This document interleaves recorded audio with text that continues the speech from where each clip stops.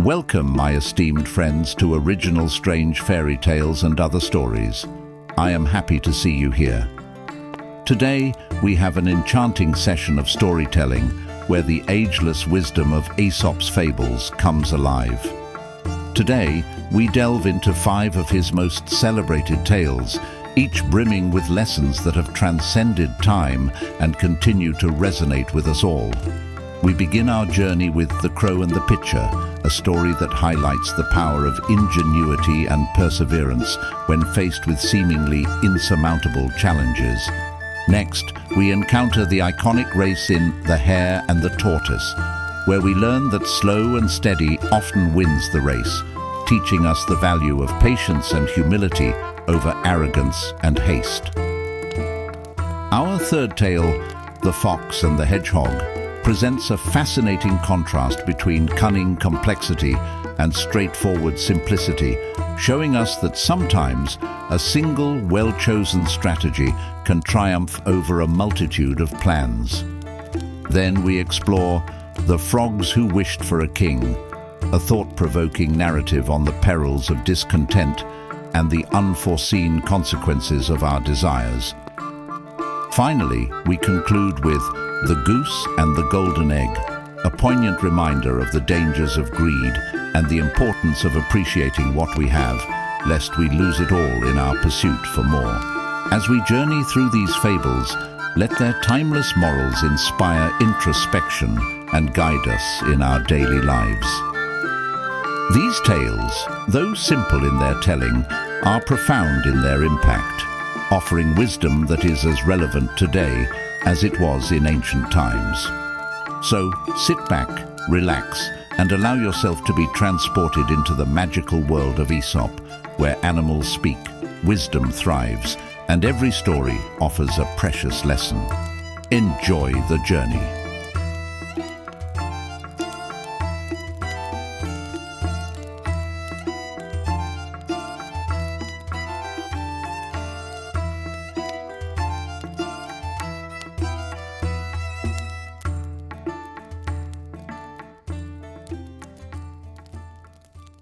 Story number 1. The Crow and the Pitcher. In a spell of dry weather, when the birds could find very little to drink, a thirsty crow found a pitcher with a little water in it. But the pitcher was high and had a narrow neck, and no matter how he tried, the crow could not reach the water. The poor thing felt as if he must die of thirst. Then an idea came to him. Picking up some small pebbles, he dropped them into the pitcher one by one. With each pebble the water rose a little higher, until at last it was near enough so he could drink. In a pinch, a good use of our wits may help us out. Story number 2. The Hare and the Tortoise. A hare was making fun of the tortoise one day for being so slow. "Do you ever get anywhere?" he asked with a mocking laugh.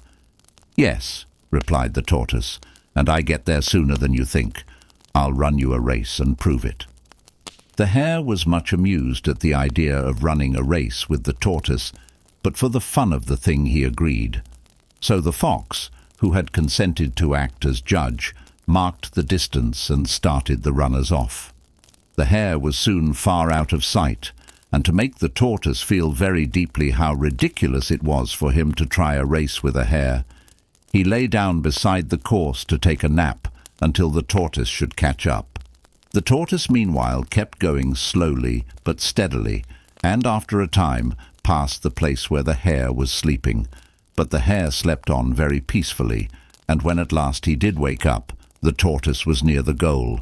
The hare now ran his swiftest, but he could not overtake the tortoise in time. The race is not always to the swift. Story number 3. The Fox and the Hedgehog. A fox swimming across a river was barely able to reach the bank, where he lay bruised and exhausted from his struggle with the swift current. Soon a swarm of blood-sucking flies settled on him, but he lay quietly, still too weak to run away from them. a hedgehog happened by. "Let me drive the flies away," he said kindly. "No, no," exclaimed the fox. "Do not disturb them. They have taken all they can hold. If you drive them away, another greedy swarm will come and take the little blood I have left. Better to bear a lesser evil than to risk a greater in removing it." Story number 4. The Frogs Who Wished for a King. The frogs were tired of governing themselves.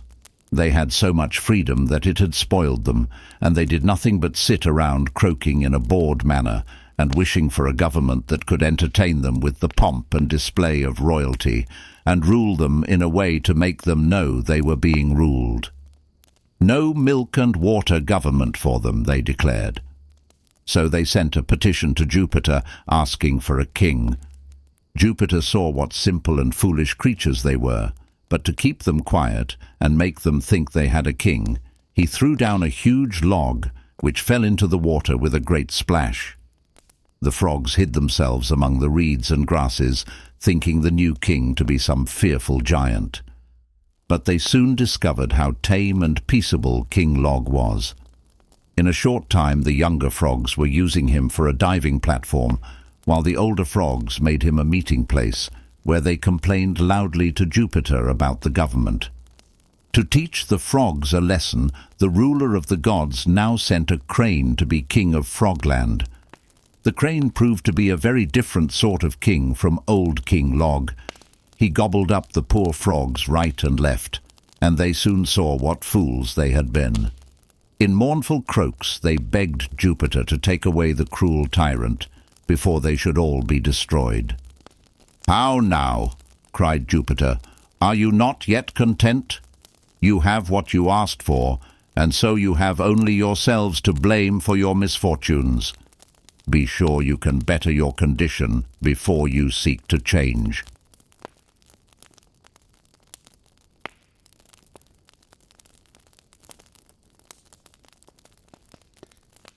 Story number 5. The Goose and the Golden Egg.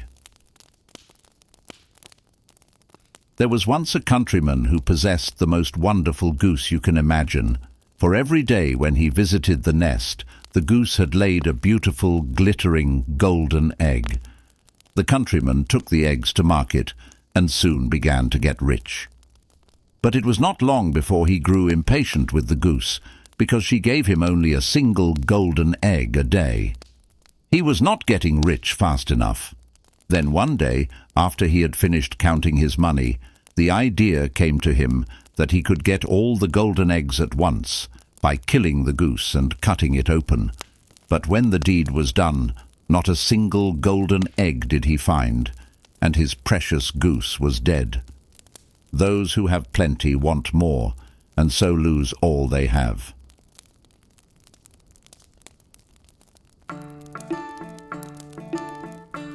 As we conclude our journey through the enchanting world of Aesop's fables, we hope you have found both delight and wisdom in these timeless tales. Each story, the resourceful crow, the persevering tortoise, the cunning fox, the wishful frogs, and the golden egg-laying goose, has offered us valuable lessons that continue to echo through the ages. The crow and the pitcher reminded us of the importance of ingenuity and perseverance. The hare and the tortoise taught us that patience and humility often lead to success. The fox and the hedgehog revealed the power of simplicity and focus. The frogs who wished for a king cautioned us about the dangers of discontent and rash decisions, and the goose and the golden egg warned us of the perils of greed and the importance of appreciating what we have. These fables are more than just stories. They are reflections of human nature and guides for thoughtful living. We hope they have inspired you to reflect on your own actions and choices, encouraging you to embrace wisdom, patience, simplicity, contentment, and gratitude in your daily life. A special thank you goes out to the official fairy tale enthusiasts who support my channel, becoming channel members for just $2 a month. unlocking exclusive perks, including downloadable 4K images from the stories, and this heartfelt thank you in each video. Thank you for joining me on this journey. May the lessons of Aesop's fables continue to enlighten and guide you. Until next time, keep these stories close to your heart and let their wisdom shine in your life.